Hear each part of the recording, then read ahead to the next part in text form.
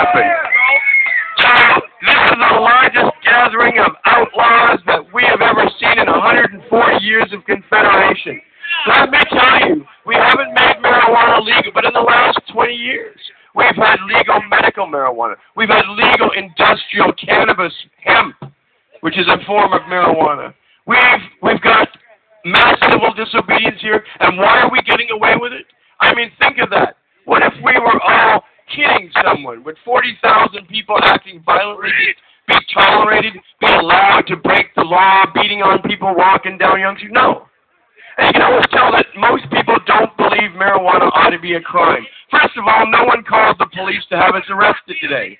Everybody in the law, everybody in the GTA knows we were breaking the law 6 or 7 hours, that there were thousands of young people under 18 here breaking the law. There were lots of older people breaking the law. People of all races and kinds were breaking the law. And why are we breaking the law? By the hands of the politicians. We were sticking our ass in our face and saying, this is a bad law. This is an unjust law. Screw you, Ontario legislature. Screw you, thousands of people smoking on Parliament Hill on 420. In Vancouver, we had 8,000 people smoking for 10 hours straight in the main square of the city.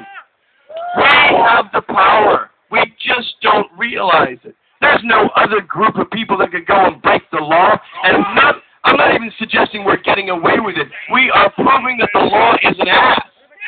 That the politicians are wrong. That the people are on our side. They have to be. Not a single person called to complain that there were 40,000 criminals, lawbreakers roaming the streets, breaking the law with impunity. Nobody called.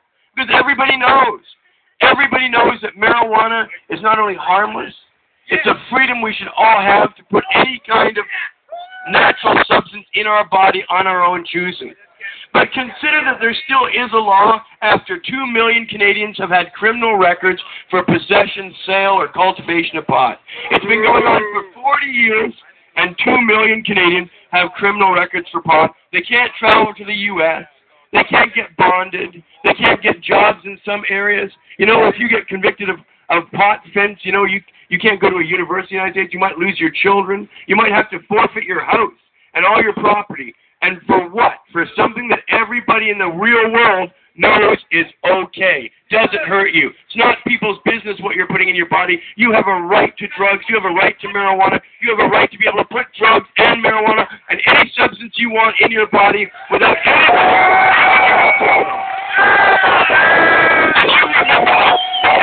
being a human being is making decisions autonomously about your own body.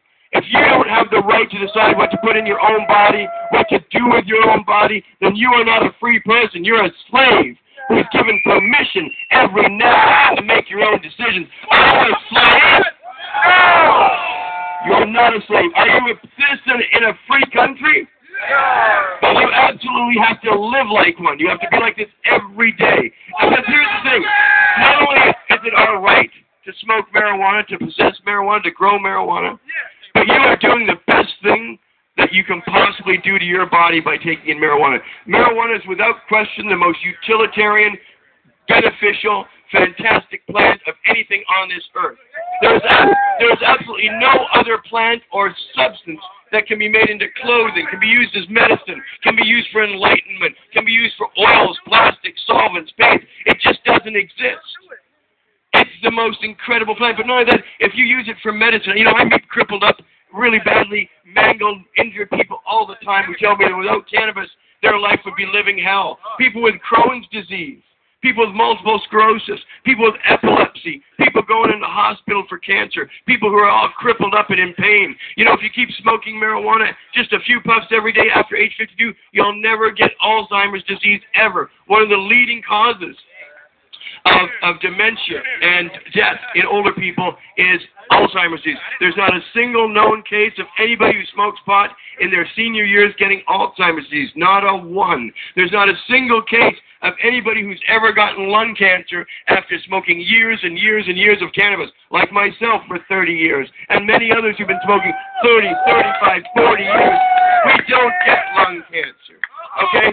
In fact, THC is known to shrink tumors. Not only does it shrink tumors and attack cancerous cells, but cannabis is the only substance on earth, THC, that is known to regenerate cells in the body, in the brain.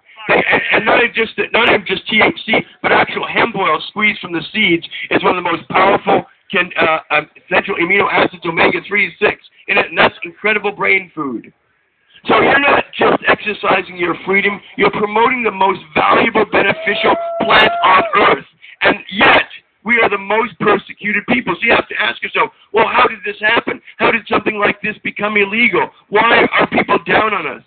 And this is what you must know.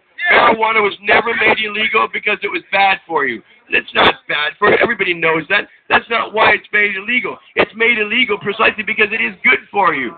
Because marijuana does two things. You know, most of you probably, I was a late bloomer. I started smoking marijuana when I'm 22. You probably started smoking mostly when you were in grade 8, 9, 10.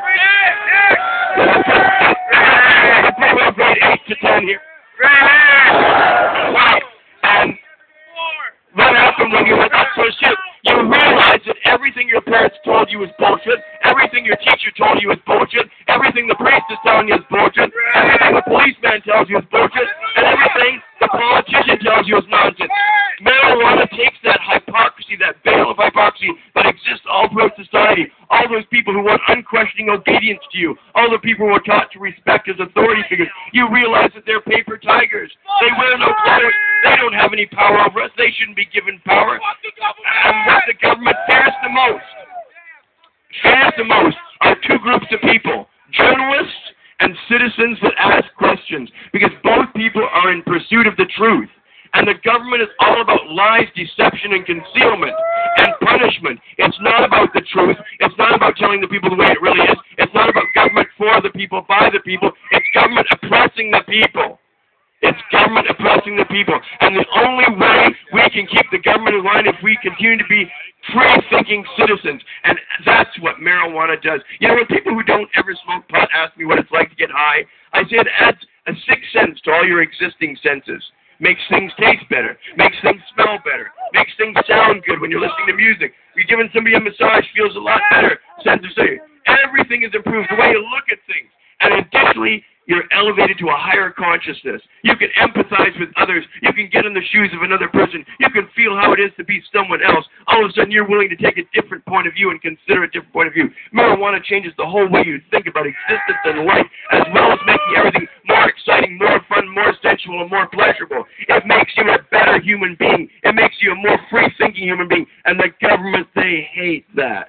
They want blind, obedient automatons who take orders and obey them. And right now we have a government, the Conservative government of Canada, that is blinded by the Christian fundamentalism of a most deranged sort. Each one of them, the Justice Minister, the Minister of Public Safety, the Prime Minister, are all fundamentalists of a zealous kind. And they believe in punishment. Punishment's very big. If you go to the website of the church that Stephen Harper belongs to, it's all about punishment. It's all about hell and damnation here on earth. And they want to make sure we are punished. You've got to take action. There will be a federal election this year. It is essential you defend your cannabis culture. You can... I'm not even going to suggest who you should vote for, but you should get involved. You should make a difference. You should get into the dirty business of politics, because if you don't, it will be used against you as a weapon. The only way we can defend ourselves is getting involved. And you're getting involved in something you can tell your kids. They're getting involved in something you can be really proud of, that I can be proud of you of. Because look at this. You know, from 1980 to 1991, there was not a single marijuana rally in all of Canada for 11 years. And in that time, they banned all the books about marijuana and all the magazines about marijuana. And the first rally was held of any size in 1993 in downtown Vancouver. And since then, this country has had rallies regularly for the last 17 years. And look how far we've come. Because people got involved. People just showed up. Man, so much of history is changed by people who just show up. Show up to food. It's like 2 hours. Show up to a rally. Show up to protest at the police station. You know, show up in the newspaper with a letter to the editor. Show up. Just make an appearance. You'll be amazed at what happens. My name is Marc Emery. I hope I'm with you next year. Some people in media call me the Prince of Pot. There's a great movie about me called The Prince of Pot. You can see it on YouTube. We just sold all our copies out. I'm in a lot of movies. A funny one called Super High Me. Should check that one out. I'm in a great movie called Escape to Canada. I'm in a really excellent movie that's just out about our business.